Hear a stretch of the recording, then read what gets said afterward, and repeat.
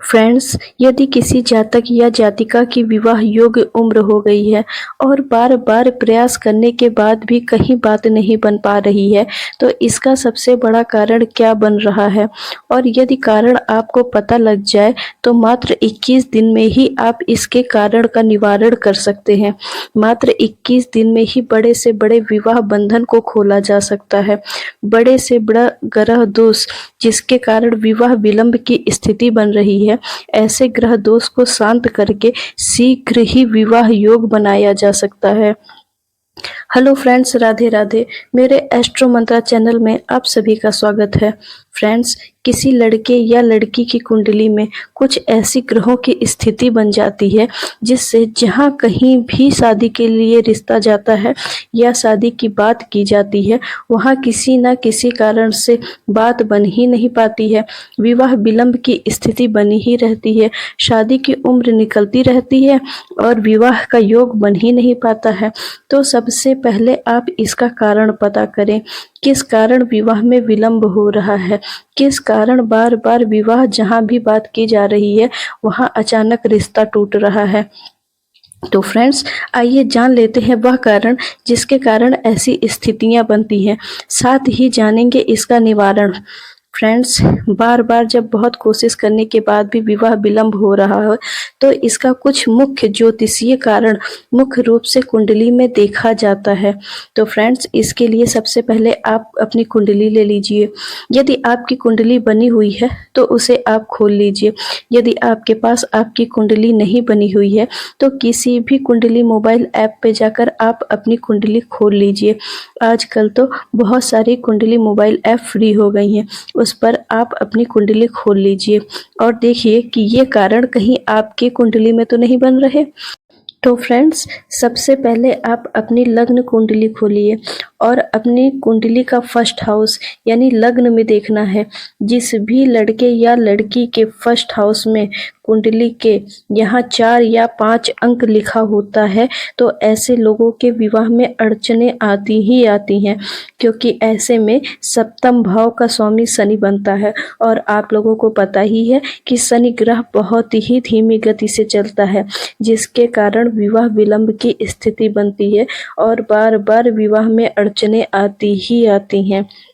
दूसरा कारण, यदि सप्तम भाव में सूर्य, मंगल, शनि या राहु इनमें से कोई एक ग्रह या 1 से 2 ग्रह बैठा होता है तो भी विवाह में अड़चने आती ही आती हैं।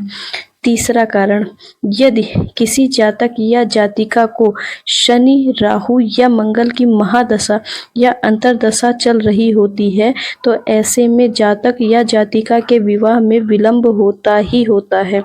चौथा कारण, जातक या जातिका की गुरु शुक्र कमजोर स्थिति में तो नहीं है।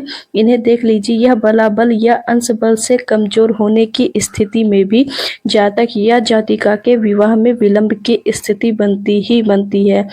तो फ्रेंड्स, किसी के शादी में देरी होने का बहुताया यही 4 मुख्य कारण होता है जो बहुत सारी कुंडलियों में देखा गया है, जो विवाह को डिले कराते हैं और उपाय करने पे भी लाभ नहीं मिलता है।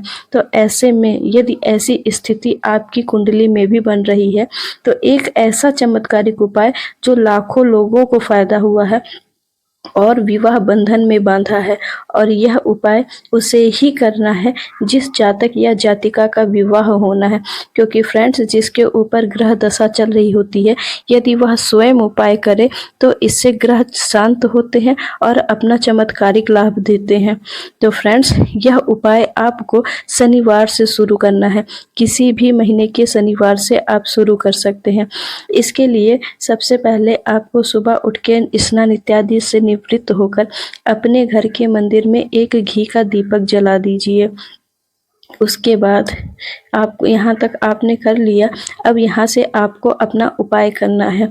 यदि आपके आसपास कोई भी हनुमान जी महाराज का मंदिर हो, और ध्यान रहे कि वहाँ पे जो भी उनकी प्रतिमा हो वो प्राण प्रतिष्ठित हो, यानी वहाँ पे नित्य पूजा अर्चना होती हो, तो ऐसे मंदिर में जाएं और वहाँ पर सरसों के तेल का दीपक जलाकर और उसमें 2 लौंग डाल दीजिए फूल वाली, और वहीं पास में बैठकर हनुमान चालीसा का 5 बार 7 बार या 11 बार जितनी बार आपकी श्रद्धा हो उतनी बार पाठ कीजिए।